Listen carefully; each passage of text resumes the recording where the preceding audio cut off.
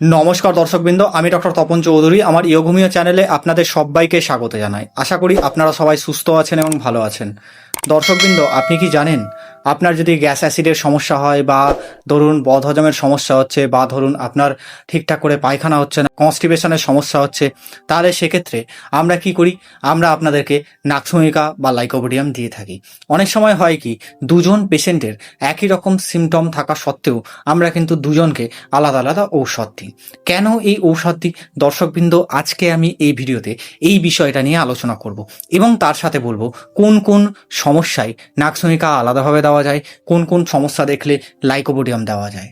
অনেকে আমার কাছে যখন দেখাতে আসেন, তারা আমাকে বলেন যে ডাক্তারবাবু, আমি নাক্সভূমিকা খেয়েছিলাম বা অমুক ডাক্তারবাবু আমাকে নাক্সভূমিকা দিয়েছিল, কিন্তু আমার ক্ষেত্রে আমার কোনো সমস্যা কমেনি। আবার কেউ কেউ এসে বলেন যে ডাক্তারবাবু, আমাকে লাইকোপোডিয়াম দেওয়া হয়েছিল, আমার সিমটম লাইকোপোডিয়ামের সাথে মিলে যাচ্ছে, বা আমি লাইকোপোডিয়ামের পেশেন্ট, কিন্তু আমার ক্ষেত্রে সমস্যা আরও বেশি বেড়ে গেছে।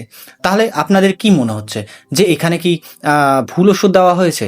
না, এখানে ঔষধের যে সিলেকশন বা যে লক্ষণগুলো দেখা হয়েছে তার বিশেষে যে ঔষধটা সিলেকশন হয়েছে, সেটা কিন্তু ভুল ঔষধ সিলেকশন করা হয়েছে, সেটা ভুল মানুষের জন্য সিলেকশন করা হয়েছে।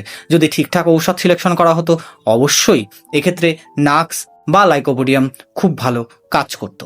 তাই আমরা আজকের এই ভিডিওতে মানুষের চরিত্র, মানুষের শারীরিক লক্ষণ, মানুষের মানসিক লক্ষণ, সেটা নিয়ে বিচার করব।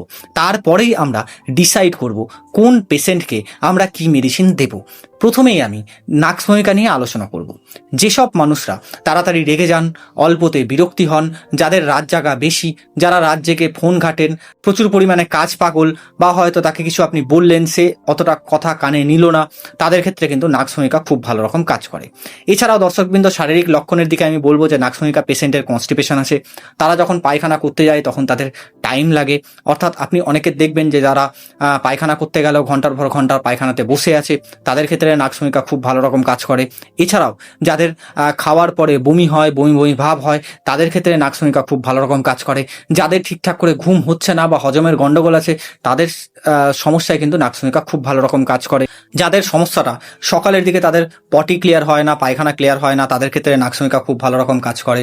যাদের সমস্যা ঠান্ডায় বাড়ে, তাদের ক্ষেত্রে নাক্সভূমিকা খুব ভালো রকম কাজ করে। যারা তেল ঝাল মশলা বা ফাস্টফুড খেতে বেশি পছন্দ করেন, তাদের ক্ষেত্রে এই ঔষধটা খুব ভালো রকম কাজ করে। বা যারা চা কফি প্রচুর পরিমাণে খান, তাদের ক্ষেত্রে এই নাক্সভূমিকা হোমিওপ্যাথিক ঔষধ খুব ভালো রকম কাজ করে। অর্থাৎ নাক্সভূমিকা হচ্ছে ওভার থিঙ্কিং, ওভার স্ট্রেস যে মানুষ, তাদের ক্ষেত্রে নাক্সভূমিকা খুব ভালো রকম কাজ করে। এরপরে যদি আমি লাইকোপোডিয়াম নিয়ে কথা বলবো দর্শকবৃন্দ, তাহলে বলবো যাদেরকে দেখলে আপনার মনে হয় যে বাইরের দিক থেকে তারা আত্মবিশ্বাসে ভরপুর কিন্তু মানসিক দিক থেকে দুর্বল, তাদের জন্য লাইকোপোডিয়াম খুব ভালো রকম কাজ করে। এই লাইকোপোডিয়ামের পেশেন্ট অলওয়েজ কিন্তু অলস থাকে, বা দেখবেন তাকে যে অলওয়েজ তার শরীরের মধ্যে আলসতা ঘিরে থাকবে। তাকে আপনি কোনো নতুন কাজের দায়িত্ব দেবেন, সে নিতে চাইবে না, সে ভয় পাবে। নতুন করে তাকে দায়িত্ব দিতে গেলে তার বেশি চিন্তা হবে, একা থাকলে তার বেশি চিন্তা হবে। তাহলে তাদের ক্ষেত্রে আপনি লাইকোপোডিয়াম যে হোমিওপ্যাথিক মেডিসিনটা আছে সেটা ইউজ করতে পারেন বা সেটা ব্যবহার করতে পারেন। যদি আমরা শারীরিক দিক থেকে দেখি, তাহলে আমরা দেখব পেটের ডান দিকে ব্যথা হচ্ছে।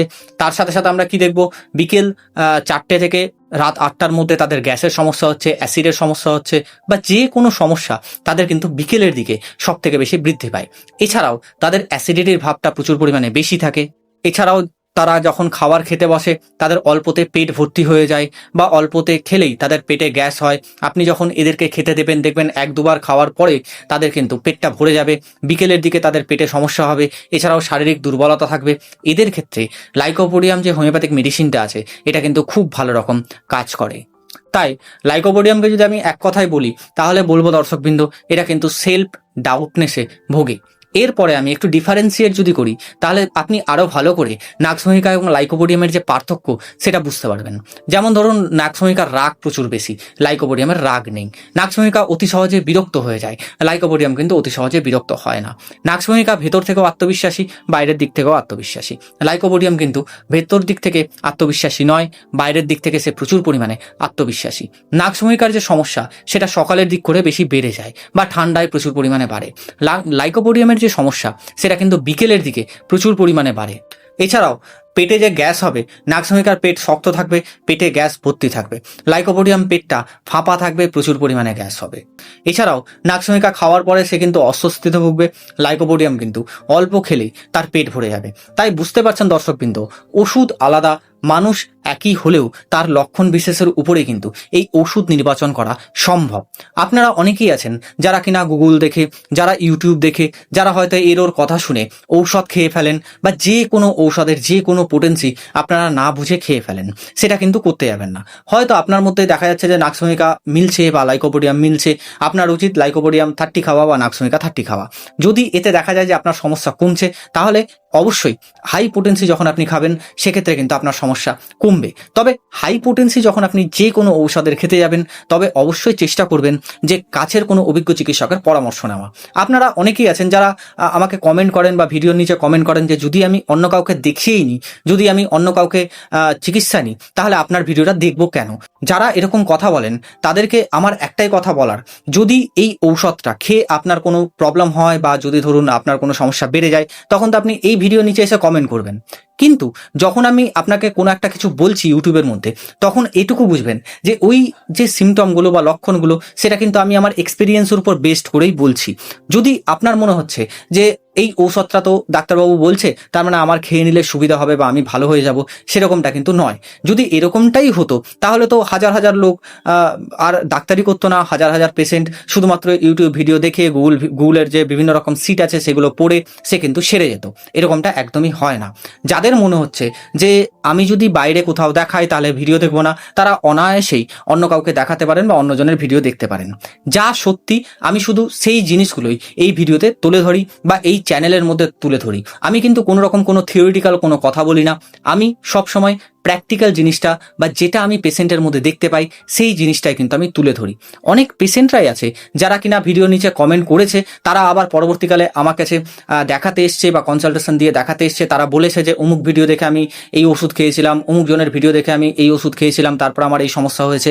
তাহলে আপনি ভাবুন যে বড় বড় যারা ডাক্তারবাবুরা আছেন, যারা ভিডিও করছেন অলরেডি বা যাদের চ্যানেলে সাবস্ক্রাইবার সংখ্যা বেশি, তাদেরও ভিডিও দেখে অনেকেরই কিন্তু সমস্যা বেড়ে যায় বা হয়তো ধরুন তাদের প্রবলেম আরও বেশি বেড়ে যায়। তাদের প্রবলেমগুলো যখন অল্প কোনো ওষুধ দিয়ে বা খুব সূক্ষ্ম ডোজ দিয়ে যখন কমানো হয়, তাদের মুখে কিন্তু হাসি ফুটে। এটাই আমার কাছে অনেক বড় পাওয়া। আপনি কি কমেন্ট করছেন বা আপনি ভিডিও দেখছেন কি দেখছেন না, সেটা আমার কাছে কোনো কিছু পাওয়ার নয় বা আমি সেটা মনে করি না। হোমিওপ্যাথি 10 মিনিটের ভিডিও দেখে বা 15 মিনিটের ভিডিও দেখে যদি শেখা যেত, তাহলে অবশ্যই এত কলেজ খোলা থাকতো না। এটা অবশ্যই মনে রাখবেন।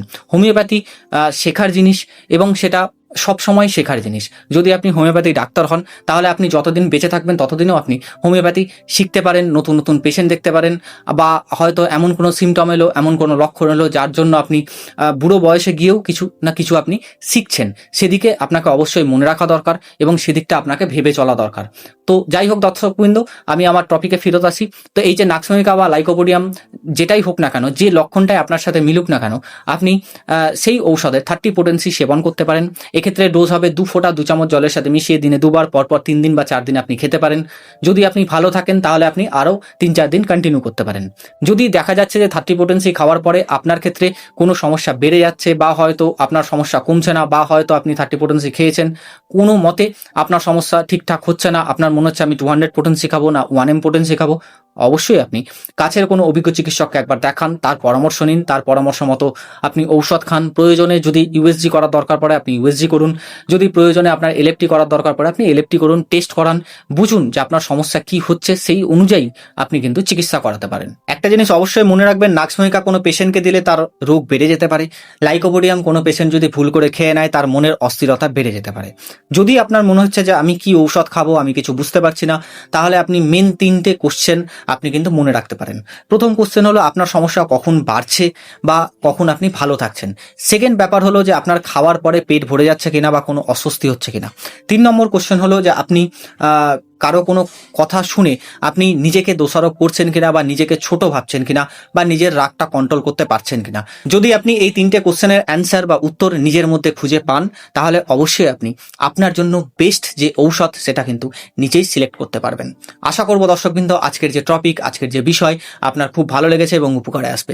যদি ভালো লাগে বা উপকারে আসে, অবশ্যই ভিডিওটা লাইক, কমেন্ট এবং শেয়ার করবেন। যদি আপনি এই চ্যানেলে নতুন হন, অবশ্যই চ্যানেলটা সাবস্ক্রাইব করে পাশে থাকা বেল আইকনটা প্রেস করে দেবেন, যাতে কিনা যখনই আমি এরকম ইনফরমেটিভ কিছু আপলোড দেবো তখনই যেন আপনার কাছে দ্রুতই নোটিফিকেশনটা পৌঁছে যায়। ভালো থাকুন, সুস্থ থাকুন, দেখতে থাকুন ইয়োগমিয়া চ্যানেল। দেখা হবে আবার নেক্সট কোনো আলোচনায় বা নেক্সট কোনো টপিকে। আজকের মতো ধন্যবাদ, নমস্কার।